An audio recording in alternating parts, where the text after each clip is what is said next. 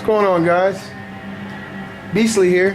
I wanted to give you my input on Beyond Two Souls, a game I just beat. As you can see, I didn't get much bonuses, but I think I was more focused on the game and then finding all the little extra tidbits. Maybe I'll go back in later and look for that stuff. But right now I want to tell you about what I think about the game in general right now, the pros and the cons, and I'm going to weigh it on my beastly scale of a level from 1 to 10, 1 being terrible, 10 being incredible, so you guys will be able to figure that out for yourself. Now, this game was made by a company, Quantic Dream, and I'm sure if you're a gamer, if you're into video games at all, you know who this company is. The creators of Heavy Rain, the Kara demo, which is amazing, which should have been a game by itself. And they do more RPG slash movies. I guess it would be an RPM, a role-playing movie. And it does work out kind of like a role-playing movie, even though it's very linear. That's one thing I'll say.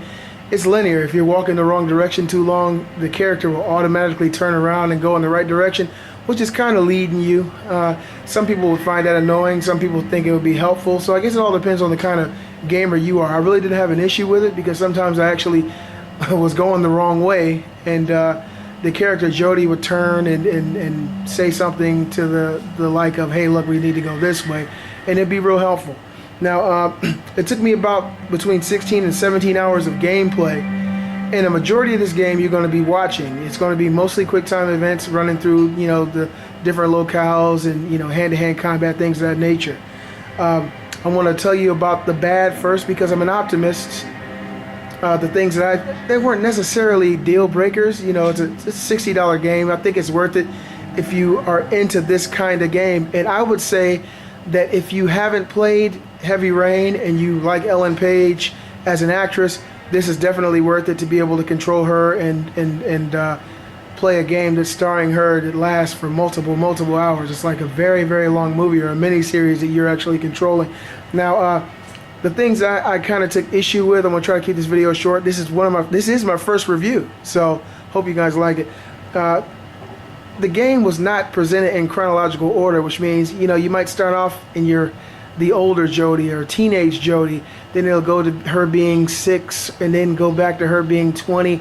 It kind of threw you off, especially for the first, I would say, 3 hours of the game. It really confused me. And because I didn't know what I was doing. I mean, of course I was having fun in the different locations and doing things as a character, but the story didn't mean much to me because they put me in a position that I didn't know what was going on for the first couple hours.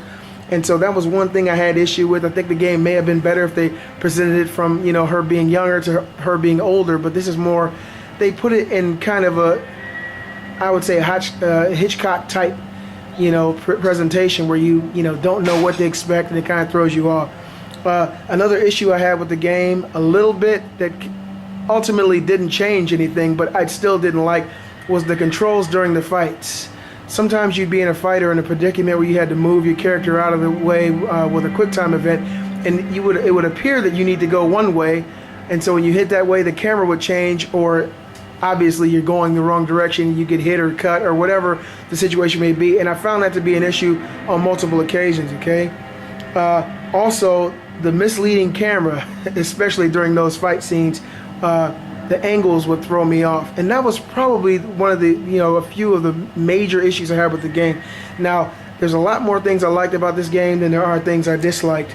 The game had fantastic acting, and for a video game, for me to say that, there's many times during this game where I was watching it and experiencing it, and I did not think that I was playing a video game, or a person who would have walked in and saw it on my TV would have said, hey, that's awesome, it's a good movie.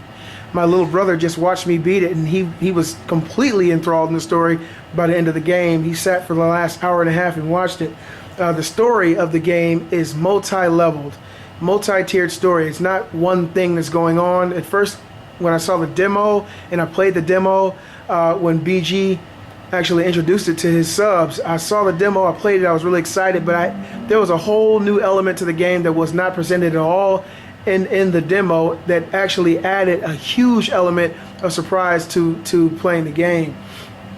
Okay, another thing that I thought was amazing about this game, I'm a big horror freak. I love horror movies, if it's a good horror movie. I mean, I'm not into, Sharknado and crap like that. I like really good horror movies, and they go across all genres, but I love horror movies, okay, especially the good ones. This game had some surprisingly incredibly creepy early M. Night Shyamalan moments where, you know, you would actually be doing something and you'd be caught off guard either as Aiden or as Jody, and there would be something there that would scare the shit out of you. I had moments like that playing this game, okay? So if you like horror movies, or if you get excited about anything that's kind of scary, give this game a look for sure, okay? Another thing that I loved about this game was the locations. The places you go to this game are absolutely stunning. There are many times playing this game that you would have thought you were on you know, a top tier PC, a gaming PC, or a next generation console. The graphics of this game, the locations, the character models are absolutely stunning. These guys at Quantic Dream, they know how to do some damn good work, especially when it comes to the graphics department. And I have to say, and the story department, the writing in this game is absolutely amazing, okay? There are multiple stories in this game. Now, they all involve the main character, but there's a lot of things going on that coming in the door you would not expect. You'd expect it to be about one thing, as most movies are. This game has multiple things that happen throughout the course of the game to keep you enthralled and keep you excited about this game, okay? And also, I want to say shout out to the guys over at Mass Effect who don't know how to do things the right way, especially when it comes to endings.